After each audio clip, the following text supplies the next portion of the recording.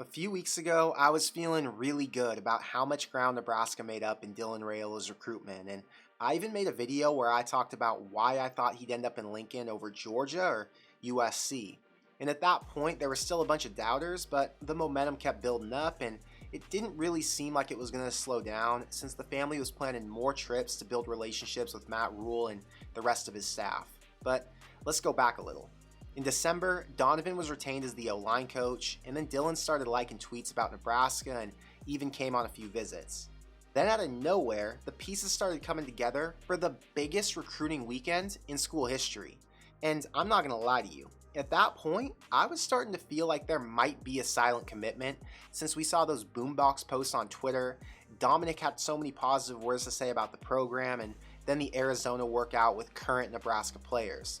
But ever since last weekend, there's been a serious shift in energy, and now I'm questioning whether or not Dylan told Coach Rhule that the ship sailed and Nebraska's just not the right fit for him. I wasn't really interested in making this video, and nothing I'm saying now is anything more than my own guess as to how things are playing out, but no exaggeration. I get asked about my latest thoughts on this situation almost 10 times a day, and even as I'm recording, another message just popped up. Going into last week when all the recruits came in, there were two things I thought Dylan wanted to see. Number one, that this staff could land other highly rated guys and that he wouldn't be stuck playing with B or B plus level talent. And number two, to watch practice and see how things looked under the new staff. And in my mind, there was no way he'd leave and be less interested than he was before. But almost immediately after the trip, Rhule started following another QB who's currently committed to South Carolina, and Dylan went right back to liking tweets about Georgia, which means he probably didn't feel too great after watching a less polished practice since Nebraska's still in rebuild mode, or maybe some of the other highly rated recruits called him up and said they weren't interested in a follow-up visit.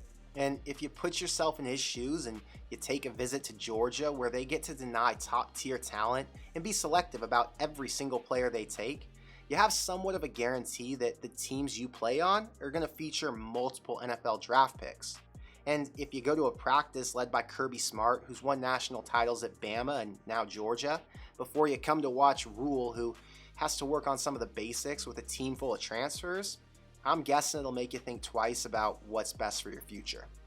Bias aside, there's plenty of reasons to come to Nebraska and to be a part of the rebuild, but I can't knock a guy who wants to skip the risk and lock in with the school who's already on a roll.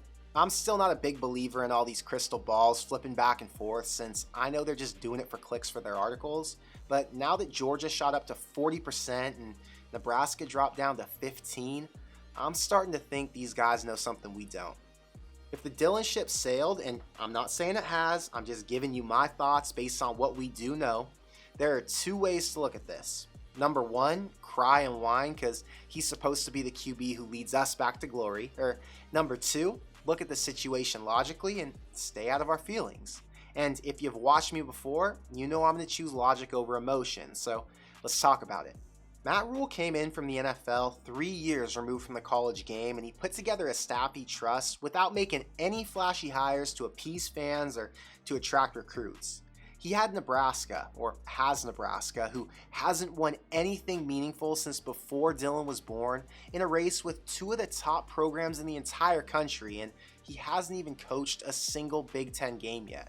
If they could land a 5-star QB, it would obviously speed up the process for getting back to Big Ten championship contention, but one player, especially a high school quarterback who's done nothing in college, isn't going to make or break this program. Quarterbacks are one of the easiest positions to recruit now that we've got the portal, and Nebraska's already shown that they can bring in big names with Power 5 experience who can start immediately. And I'm not saying I won't be sad if Dylan picks another team, but realistically, it's not the end of the world. He'd be an emotional win and he'd help a ton in recruiting, but this staff's on pace to attract plenty of other star players, and if they start to win, then we're going to see a bunch commit. Just after this weekend, the number 1 tackle in the country and the number 8 running back both said they're planning on coming back. So if one star doesn't want to pull the trigger, I can promise you somebody else will. At the end of the day, Raiola's recruitment's been a huge win for Nebraska. It got fans engaged and excited about their new coach. It brought insane amounts of hope and optimism, and above all else, it forced everybody who follows college football to start paying more attention to what's going on over in Lincoln. For now, Dylan's still a target, but so is Dante Reno, who's the number 21 QB in the class, and if he falls through, I'm sure they'll find another. But if I had to put money on it right now and I had to make a prediction knowing all we do today, my money's on Georgia. The spring game's less than 3 weeks out, so I'll have some more videos to make around then. But for now, I want to know what you think. So let me know in the comments below. Is Dylan still a possibility, or has that ship sailed after this past week? And does Nebraska really need a 5-star QB, or does the emphasis need to be shifted to the O-line and the run game if they're going to win in the Big Ten?